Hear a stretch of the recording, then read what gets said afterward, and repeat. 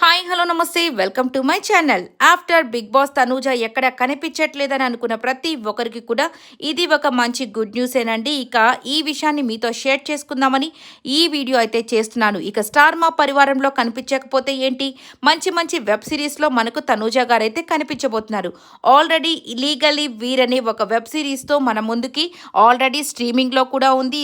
అది line gate play అనే దాంట్లో కూడా స్ట్రీమింగ్ జరుగుతుంది. హ్యాపీగా చూసి ఎంజాయ్ చేయండి. అలాగే 'హత' అనే ఇంకొక వెబ్ సిరీస్‌తో కూడా మన ముందుకు రాబోతున్నారు.